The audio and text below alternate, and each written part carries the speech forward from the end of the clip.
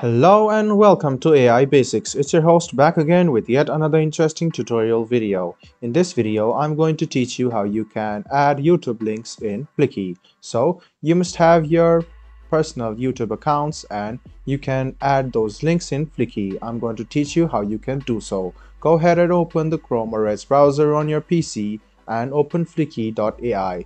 Now log into your account and click the account which you can see on the left hand side.